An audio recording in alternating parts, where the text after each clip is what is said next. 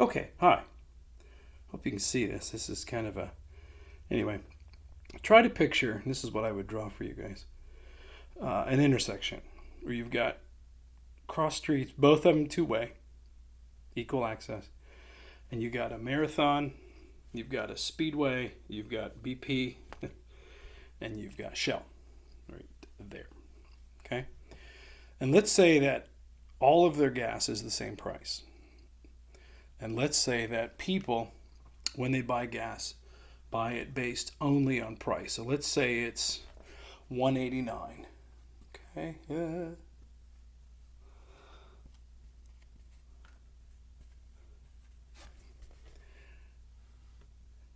If people are using price only as their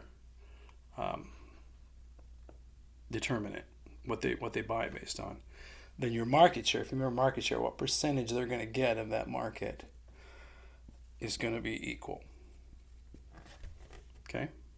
It'll be equal. Now, will it really in real life? No.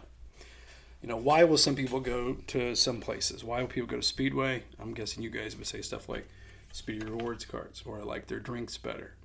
Or maybe you've got a Shell gas card and you get points back on your credit card. Or maybe you got a crush on the chick from BP because she's, got some teeth.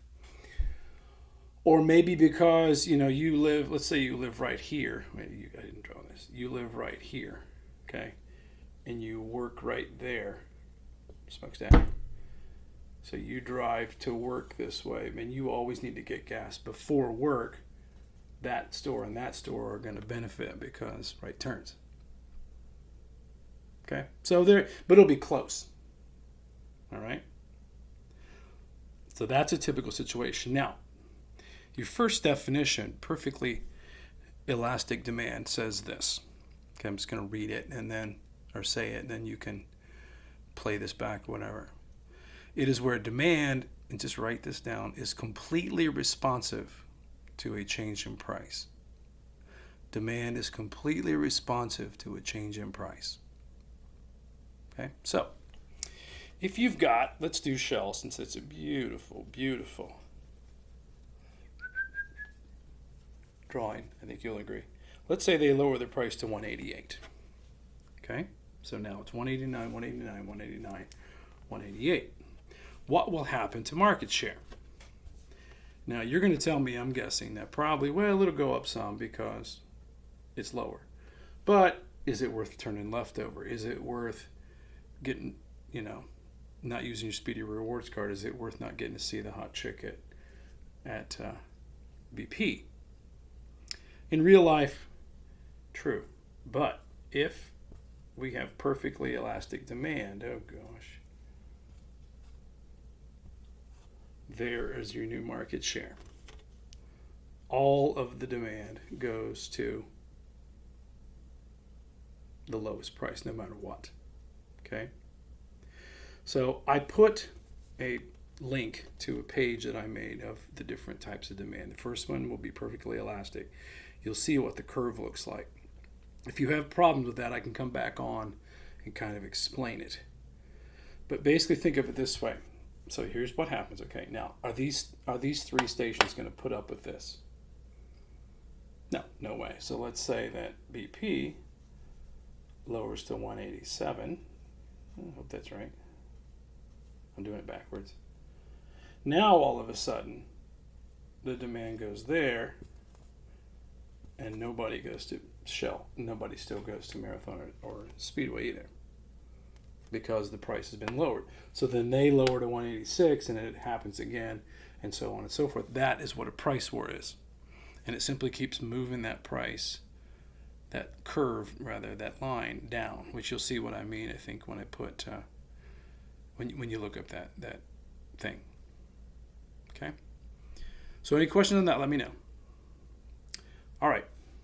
The next one, to the right of the stretchy face guy, it's misprinted. It should say perfectly inelastic, so just put an IN in front of the elastic, again, to the right of stretchy face guy. Okay? Now this is kind of the opposite. So in this case, let me erase this real quick.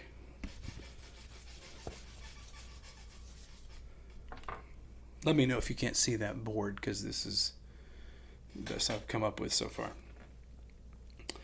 Okay, so this one, let's say you've got, I'm just going to draw some real weird thing here. Draw it simply.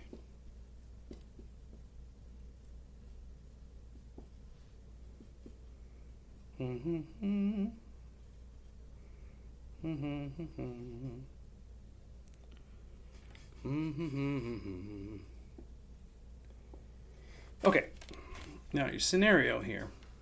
I think you can see that okay better right there. Okay, here is the city. I don't know. Let's make it LA. Okay. Here is,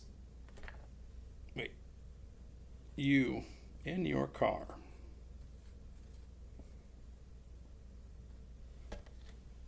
Okay, you are in your car and you're sad because, well, again, ugly car. But also, you are nearly out of gas and you need to get to the city. Okay? And you need to get to the city for an important reason. Like, I don't know, your wife is getting ready to give birth to your first child, or, well, I guess if you're a girl, you're going to be there.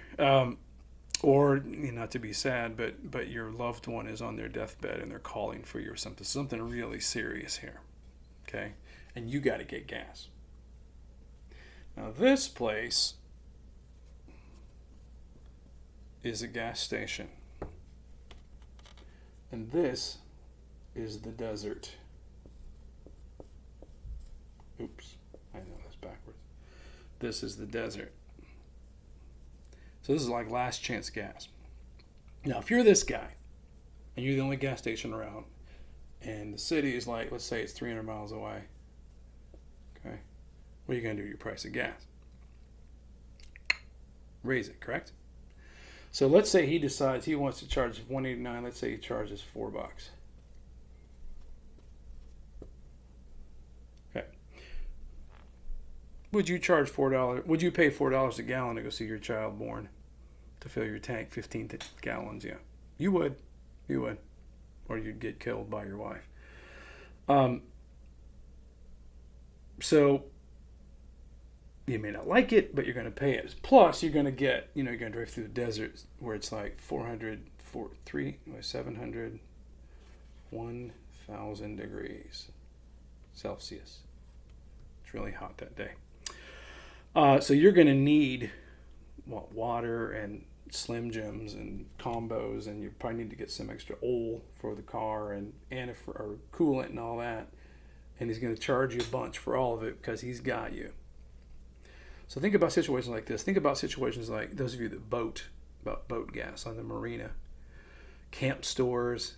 You guys that are sports people, think about stuff like the concession stand at Lucas Oil Stadium, concession stands at Disney. Not concession stands, but restaurants. They've got you trapped, more or less, so they can charge whatever they want up to, a reasonable amount. Would you pay $400 a gallon to see it? Probably not. But you would pay $4, most likely. Okay? So this, let's show you one more time so you kind of get a sense of the picture. It's beautiful. Is a good example of perfectly inelastic demand.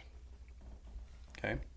So the definition here, demand is completely non-responsive to a change in price. Demand is completely non-responsive to a change in price. So think here about stuff like you're trapped either physically, like here, or Disney World or something, or sort of mentally. If you got something like, I don't know, you got some hobby that's real weird, or you got some specialty thing going on, woodworking, art, you arty people. It may be certain types of paints you have to do specific jobs, and they're going to charge you a bunch more for that because they know you got it, and there aren't a lot of people that make it either. Okay? And if you look at your graph chart again, there's going to be an example of that graph as well, where no matter what the price you're going to pay, you're going to demand the same amount. I only need 15 gallons of gas, whether it's $1 or whether it's $5. I only need so much insulin, whether it's $20 or $20,000 or so on and so forth. Okay? So think of perfectly elastic demand where you've got lots of options. Oh my God, anything. Think about aspirin, think about toothpaste, think about candy bars in stores like at Meijer and Anderson. You can get so many varieties, you can go so many places in Anderson, at least in theory, to get the same thing. And if you don't care what brand so much, then your demand is more elastic. So when you think about those things together, think about these three things. You've got high competition. You've got you don't really need it. You don't need a candy bar. You don't need a gasoline to drive around town kind of stuff. And you don't really care what brand. The more of those three things are true, the more elastic demand is. Okay? Oppositely, with inelastic, think about you really need it or you think you need it. I must have imported caviar for my dinner party or I shall be fired. That kind of thing. There aren't a lot of people that make it, whether it's, one marina on Geist or whether it's one company that makes imported caviar from Finland or whatever it is. And you really do care about the brand. It must be imported. It must be gluten-free. It must be organic. It must be cage-free. Those things. Kind of make fun of them once in a while. But also think about things like brand names like Polo and Isa, or not Isa, but Lacoste. I got to have this, and that's why those things cost. And if you know this, like a new Polo shirt, like a short sleeve thing, $80, $85 new.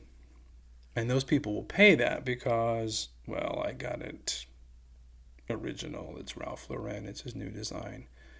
People like this that brag about brands and things like that. Cars, same thing. Okay?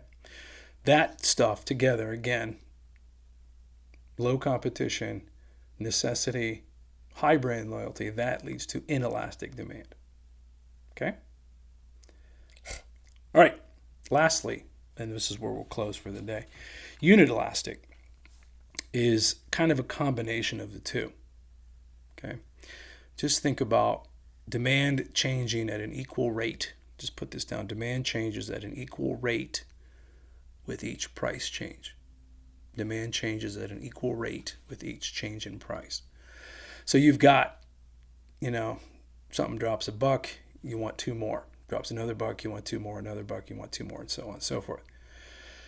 And again, on the graphing page, you'll see what that looks like. And it's just a combination of elastic and inelastic, where elastic is price is everything. Inelastic, preference, want, we've talked about that, is everything. And unit just splits the difference, combination of price and preference. Think about most things you buy. You buy clothes because you like them, but you also, if you're paying for it, you worry about the price. But not to the point where I'm going to buy it Goodwill half off no matter what it is. Food, you buy it on taste, but you also buy it on price, especially if you're paying, and things like that would be unit elastic or close to it. Okay, so if you see those, and what you might want to do if it helps you is to if you print this off or whatever you do, think about all three of those things together again. Horizontal for elastic, vertical for inelastic, and then 45-degree angle for unit. You're going to see the range of how that works. And if you have questions, again, just let me know. All right, that's good enough for today. And I'll be back, I don't know when, tomorrow or Friday or something. And we'll get closer and closer to some grades, and I'll let you know more what's going on then. All right, take care. Stay safe. Bye-bye.